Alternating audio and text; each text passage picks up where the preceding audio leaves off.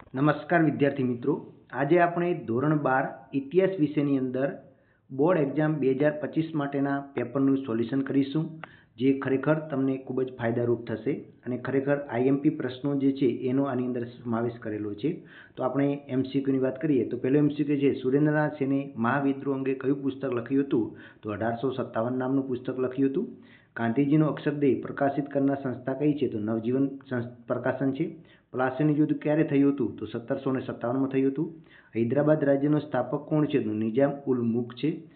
કયા મુગલ સમ્રાટના સમયમાં અંગ્રેજોએ વેપારી કોઠી સ્થાપવાનો અધિકાર પ્રાપ્ત કર્યો હતો? જહાંગીરના સમયમાં કર્યો હતો. બક્સરના યુદ્ધ સમયે બંગાળનો નવાબ કોણ હતો? મીર કાસિમ હતો.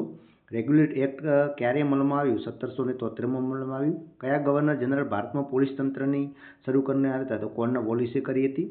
અંગ્રેજોએ તમામ ઊંચા હોદ્દા પર કોની નિયુક્તિ કરી હતી? તો અંગ્રેજોની કરી હતી. રાણી લક્ષ્મીબાઈ કયા રાજ્યના વતની હતા? તો ઝાંસીના વતની હતા. એના પછી ઢાકાનું કયું વસ્ત્ર વિશ્વ વિખ્યાત હતું? તો મલમલ હતું. પછી નાગપુરનું રેશમ શેના માટે જાણીતું હતું? તો બોર્ડર માટે જાણીતું હતું. રાજારામ મોહનરાય સમાજ સુધારણા માટે કઈ સંસ્થા? તો બ્રહ્મો સમાજની સ્થાપના કરી. રામકૃષ્ણ મિશનની સ્થાપના કોણે કરી હતી? સ્વામી વિવેકાનંદે કરી હતી.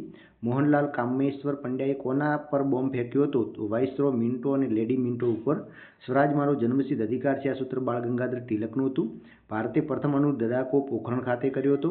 સ્પેસ એપ્લિકેશન સેન્ટર ક્યાં આવેલું છે? તો અમદાવાદ ખાતે આવેલું છે. દક્ષિણ આફ્રિકાના કયા અબજી નેતાએ આફ્રિકન યુવાનો રંગભેદ નીતિ? તો ડેસમન્ડ મિથેલો ટુંડુ હતા. અને આફ્રિકામાં રંગભેદ નીતિનો વિરુદ્ધ આંદોલનનું નેતૃત્વ કોણે કર્યું હતું? તો મહાત્મા ગાંધીજીએ કર્યું હતું. સેક્શન 2 ની વાત કરીએ તો રાષ્ટ્રીય અભિલેખાગાર ક્યાં આવેલું છે? તો દિલ્હીમાં આવેલું છે. મરાઠી સત્તામાં સર્વપ્રથમ પેશવા કોણ હતો? મરાઠી સત્તામાં પ્રથમ પેશવા બાલાજી વિશ્વનાથ હતો.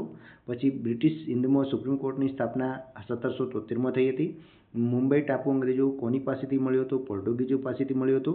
ફોર્ટ વિલિયમ કોલેજ ક્યાં સ્થાપવામાં આવી હતી? કોલકાતા ખાતે સ્થાપાઈ. અમદાવાદ કયા કાપડ માટે? તો અમદાવાદ મલમલના અને સુતરું કાપડ માટે. ખાસ યાદ રાખજો. એના પછી સ્વતંત્ર ભારતમાં પહેલી યુનિવર્સિટીની શિક્ષણ પંચ ડૉક્ટર રાધાકૃષ્ણન હતા. વર્ગવિહીન સમારચનાની હિમાયતી કાર્લ માર્ક્સ કરી. રાષ્ટ્રસંઘની સ્થાપના 1920માં થઈ. અને સ્થાપના સમયે યુએનમાં કેટલા સભ્યો? તો 51 સભ્યો જોડાયા હતા. સેક્શન 2 વાત કરીએ, 2 ગુણના આઈએમપી પ્રશ્નો છે. તો કે દ્વિમુખી શાસન પદ્ધતિ એટલે શું? વિલિયમ બેન્ટિકના ન્યાય વિષયક સુધારા જણાવો.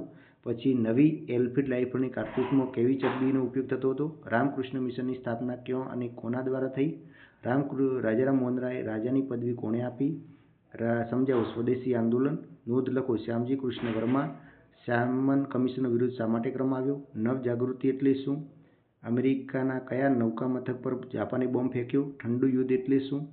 શક્તિના નવા સ્ત્રોતના નામ જણાવો. આતંકવાદ એટલે શું? અને ઇન્ફોર્મેશન ટેકનોલોજી એટલે શું? એના પછી તમે સેક્શન ડીના જોઈ શકો છો. સ્ક્રીનશોટ લઈ લો ફટાફટ. અને એના પછી તમને સેક્શન ઈના આઈએમપી આપેલા છે.